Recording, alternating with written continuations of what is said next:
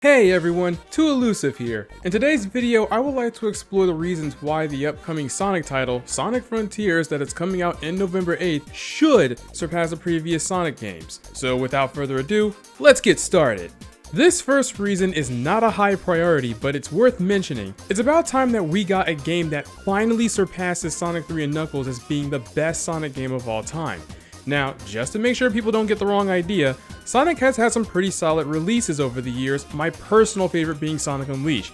I will sing high praises about that game to the point where I am blue in the face, and even with all that, I won't go so far and say that it's better than Sonic 3 and Knuckles. Mania came close to achieving that, especially when they brought back Mighty and Ray from the grave and gave everybody super forms on top of that. But at the end of the day, Sonic 3K still remained on its throne, not only because it's one of those revolutionary titles that evolved an already working formula, but more importantly, everything that was executed in that title, minus those barrels, worked wonderfully. A full-on story, a new character, making its current characters better, well-designed levels, the game was pretty close to being an absolute perfect entry. And after 30 plus years of sitting on that throne, it's time for that game to finally pass on the crown. Second, it will provide more pushback against the whole Sonic was never good argument. About roughly 2 years ago, since the making of this video, IGN had came out saying Sonic was never good, which, as you would expect, angered a lot of fans. Now that I think about it, it's rather baffling that Sega would still trust IGN to showcase their game when this is the same company that has burned them numerous times over the years. I don't need to really dive too deep into how ignorant and untrue that argument really was, since we all know that Sonic has a solid number of good titles released at this point.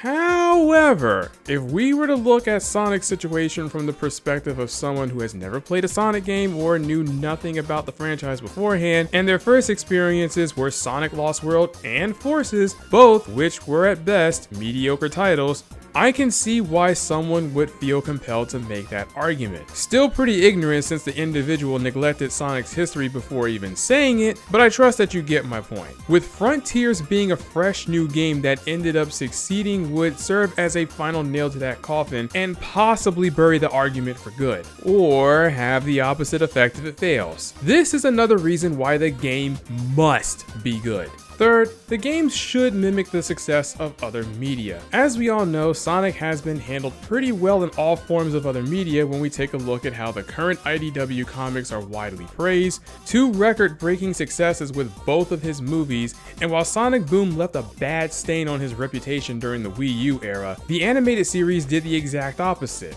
Now admittedly, Sonic's games does not always have to mimic the success of his media, since the Hedgehog has been thriving in those other areas during the times when he was in the middle of a bad run. However, it is more crucial than ever right now for his games to have the same consistency with everything else. The Sonic hype train has been picking up momentum since the release of his movies, and some could argue and say that it more accurately began with the Zombot arc in the IDW comics. Either way, Frontiers flopping with all the support it's been getting from fans can potentially bring that hype train to an abrupt halt. Then it would be left up to the third movie, the comics, and the upcoming Netflix series to keep the Hedgehog above water and wonder why the games cannot replicate the same level of success as the others. Fourth, there needs to be a framework for consistency in the games from here on. Over the years of playing Sonic games, one common thing that typically happens with the Hedgehog is that Sega will come out with 2 or 3 titles that uses a solid formula. Then somewhere down the road they mess that formula up. We've seen it with the adventure style games and botched it up with 06 and Lost World when they made an attempt to bring it back. The Boost formula was watered down immensely when Forces came out, and let's not forget how Freerider single-handedly destroyed a fun racer series for the Blue Blur. Look, I'm all for experimentation and looking for ways to evolve your series, but there's a right way and a wrong way to go about doing it. I've seen most of the trailers and gameplay footage for Frontiers, and the game has a lot of potential to finally evolve the series in the right direction and truly allow Sega to push that envelope they've been known for doing. So, with the success of this game, I am looking forward to seeing how far Sega is able to go with this new formula it is about to unleash on the world, and hopefully it will pave the road for Sonic to have more successful titles in the future. And last, but certainly not least, Sega needs to restore the goodwill of the fan base. Now forgive me for this connection I'm about to make. Usually, people who are into sports such as football, soccer, basketball, etc. will most likely understand this a lot more than anyone else, but just hear me out. Being a Sonic fan right now is like being a fan of any of the sports teams. We love our Speedy Pincushion. We're super passionate about the franchise and want nothing more than to see him succeed. We will sing high praises when the success happens, criticize the franchise when he fails, and will fight anyone who bashes our boy outright. Well, most of us will anyway.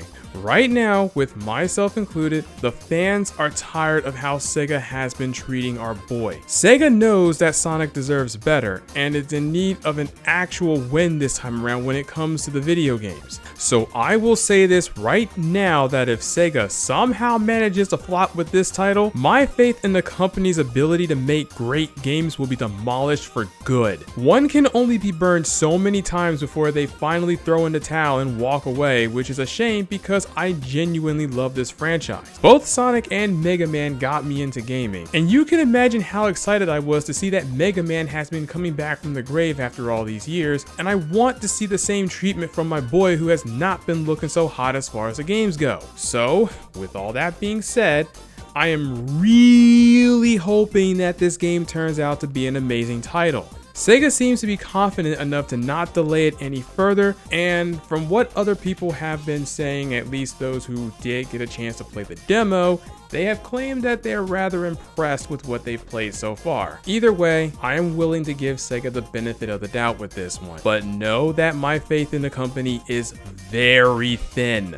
Do not flub this up, Sega. Now, I have not been looking into the most recent trailers, leaks, or anything of the sort because I don't want to be spoiled. But with what little I've seen, I will say that the game does look promising, just like I stated earlier when I said that the game looks like it has a lot of potential. But I will continue to keep my expectations low. After all, Sonic 06's demo performed far better than the actual game when it was first released. When Frontier drops, I want to play it with as little knowledge of it as possible and will gladly give a whole no-bar review on this channel once I have explored everything the game has to offer. So if you're looking forward to seeing something like that in the future, feel free to hit me with that siggity sub. Anyway, that's all I have for today, and I hope to see y'all in the next one. While you're at it, feel free to check out my other works as well. And if you've made it this far, I thank you and you're greatly appreciated. Later!